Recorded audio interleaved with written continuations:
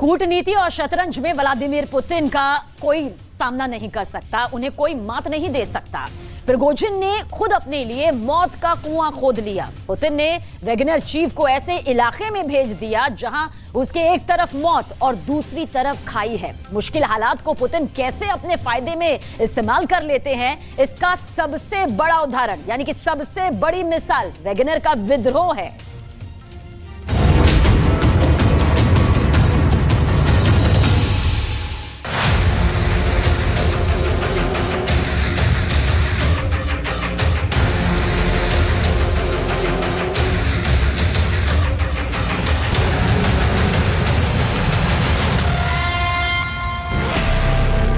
रूस की सड़कों पर वैगनर ने जो कुछ भी किया वो आज भी पुतिन के दिलो दिमाग में घूम रहा है। पुतिन जब तक वैगनर चीफ को सजा नहीं देंगे तब तक पुतिन को चैन नहीं आएगा।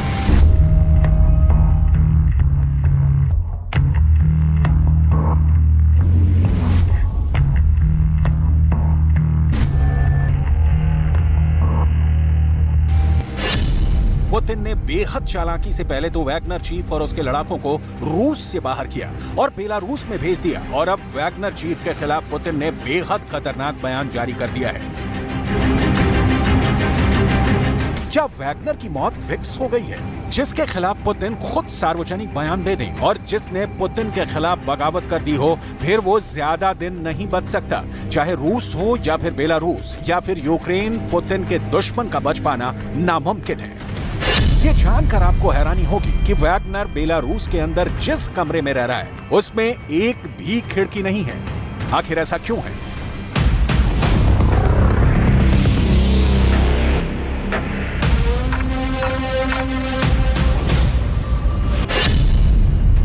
आखिर क्यों वैगनर चीफ के कमरे में एक भी खिड़की नहीं है?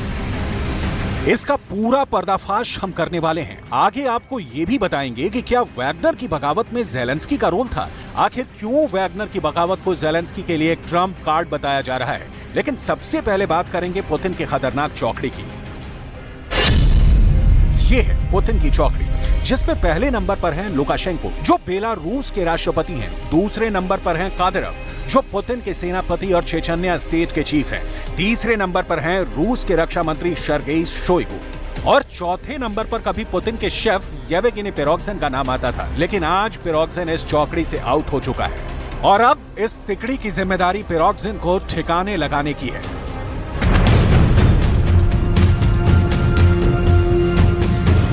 तो सबसे पहले हम बात करेंगे कि आखिर ज़ेलेंस्की के कैंप में क्या चल रहा है।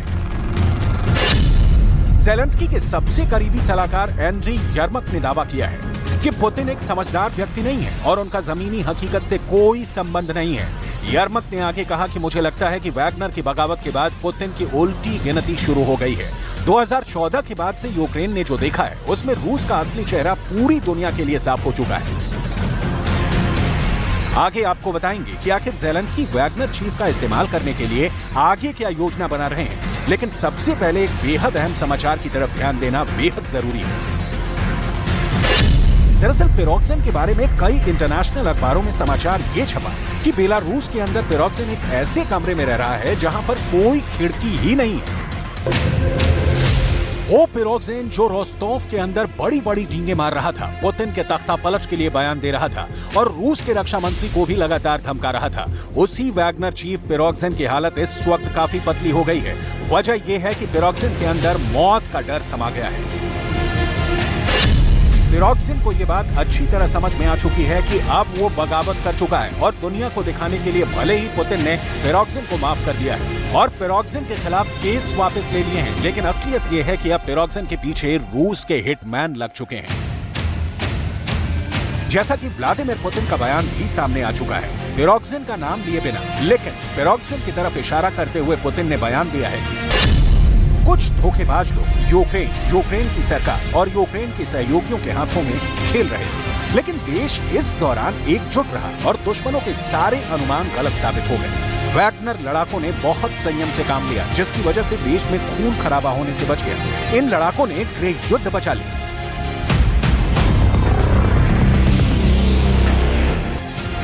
यहाँ समझने वाली बात यह है कि पुतिन की कूटनीति आखिर क्या है। दरअसल वैगनर ग्रुप की मुख्य तौर पर दो प्रमुख इकाइयां हैं। पहली वैगनर चीफ पिरोक्सिन और दूसरा 25,000 वैगनर लड़ाके। अब पुतिन ने वैगनर चीफ को धोखेबाज बता दिया है और वैगनर लड़ाकों को देशभक्त और बहादुर कहा है। मतलब साफ है, पुतिन चाहते हैं कि वैगनर फोर्स के अंदर वैगनर चीफ पिरोक्सिन के खिलाफ ही बगावत हो जाए। पुतिन ने पूरा हिसाब किताब रूस के सामने रखा है और ये बताया है कि रूस की तरफ से पिरोक्सिन को कितनी मदद की गई है। 22 года по май 23 на денежное содержание и стимулирующие выплаты государство заплатило компании «Вагнер» 86 миллиардов 262 миллиона рублей. Из них денежное содержание 70 миллиардов 384, стимулирующие выплаты 15 миллиардов 877, страховые выплаты 110 миллиардов 179 миллионов. ये सवाल लगातार रहस्य बना हुआ था कि आखिर क्या वजह है कि पुतिन बार बार वैगनर चीफ के बयान देने के बाद भी बखमूत में मदद नहीं भेज रहे थे। दरअसल पुतिन और उनके करीबियों को यह शक हो गया था कि पिरोक्सिन रूस से आ रही मदद में करप्शन कर रहे हैं। इसका भी संकेत पुतिन ने अपने बयानों से ही कर दिया है। Компания «Конкорд» через военторг при всем том, что само содержание Вагнера было на плечах государства, за год собственник компании «Конкорд» через военторг получил, заработал от государства, поставляя продукты питания и оказывая услуги по питанию в армии, заработал 80 миллиардов рублей. यानी पुतिन को लगता है कि पिरोक्सिन वैसे बात तो देशभक्ति की करता है, लेकिन वो जंग के नाम पर अपने बिजनेस को बढ़ा रहा है। अमेरिका की तरफ से एक बयान पहले ही आ चुका है जिसमें व्हाइट हाउस की तरफ से कहा गया कि पिरोक्सिन युद्ध लड़ने के दौरान अपने निजी हितों को वरीयता दे रहा है और यही बात पुतिन को सबसे ज्यादा खटक रही थी। पुतिन के इन बयानों का असर होना भी शुरू हो चुका है। यूक्रेन युद्ध पर बेहद पैनी नजर गड़ाए कई एक्सपर्ट्स ने यह बयान दिया है कि अब वैगनर चीफ वैगनर ग्रुप पर अपनी पकड़ खो चुका है। Definitely think this was the greatest threat to Vladimir Putin. I think that the threat, though, wasn't in, a risk that this could truly be a coup. The threat now is the amount of weakness that these events have exposed. सबसे बड़ी बात यह है कि Wagner group दुनिया के 1 दर्जन देशों में फैला हुआ है।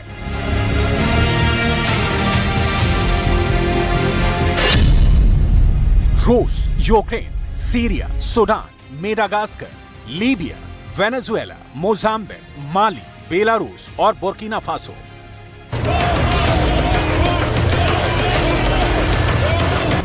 इन सभी देशों के वैगनर लड़ाके पिरोक्सिन को लीडर की तरह देखते हैं। अगर पुतिन ने पिरोक्सिन को रास्ते से नहीं हटाया तो रूस ने वैगनर लड़ाकों के बहाने जिस तरह अफ्रीका में अपना जाल फैलाया है वो सारा नेटवर्क ध्वस्त हो सकता है। इसलिए भी पिरोक्सिन को पता है कि अब उसके लिए जिंदा रहना भी एक चुनौती है और इसीलिए वो एक ऐसे कमरे में रह रहा है जहां एक भी खिड़की नहीं है। पिरोक्सिन को लगता है कि अगर वो जरा भी असावधान हुआ तो ना जाने कादिरव के किस हिटमैन या स्नाइपर की गोली से उसका खात्मा हो जाएगा। सबसे बड़ी बात यह है कि पुतिन ने वैगनर चीफ को बेलारूस भेजा है, जो पुतिन के जिगरी दोस्त बेलारूस के राष्ट्रपति लुकाशेंको के कब्जे में है। आम लोग बेलारूस के राष्ट्रपति लुकाशेंको को पुतिन की एक कठपुतली की तरह समझते हैं, लेकिन क्या लुकाशेंको सिर्फ एक पपेट प्रेसिडेंट है? लुकाशेंको को पुतिन का एक इशारा ही वैगनर चीफ का खात्मा करने के लिए काफी है। लुकाशेंको साल 1994 से यानी करीब 29 सालों से बेलारूस के राष्ट्रपति हैं, जबकि पुतिन 2012 यानी करीब 11 सालों से रूस के राष्ट्रपति हैं। लुकाशेंको यूरोप के अंदर सबसे लंबे समय तक रहने वाले प्रेसिडेंट हैं। साल 1994 से लुकाशेंको बेलारूस के राष्ट्रपति हैं। ये वो समय है जब पुतिन राजनीति की ABCD सीख रहे थे, लेकिन 29 सालों से राज कर रहे लुकाशेंको भी सिर्फ 11 साल से राज कर रहे पुतिन के इशारों पर चलते हैं। ये है पुतिन की ताकत, जिसका अंदाजा लगते ही पुतिन के दुश्मनों के पसीने छूटने लगते हैं। सोचिए, पुतिन का वफादार कादिरव है, जो खुद किसी मुल्क का स्वतंत्र शासक बनने की क्षमता रखता है। बेलारूस की सत्ता पर काबिज लुकाशेंको पुतिन के विरोधियों को कभी भी बर्दाश्त नहीं करते हैं। ठीक इसी तरह लिथुआनिया ने भी पुतिन का विरोध किया था और आज लिथुआनिया भी बेलारूस से आने वाले घुसपैठियों और शरणार्थियों की समस्या लगातार झेल रहा है। ये लिथुआनिया की मंत्री हैं एग्रेव विलोटाइते, जिन्होंने पुतिन का विरोध किया था और आज ये बेलारूस के राष्ट्रपति लुकाशेंको का खौफ झेलने पर मजबूर है और यूरोपियन यूनियन से मदद मांग रही है।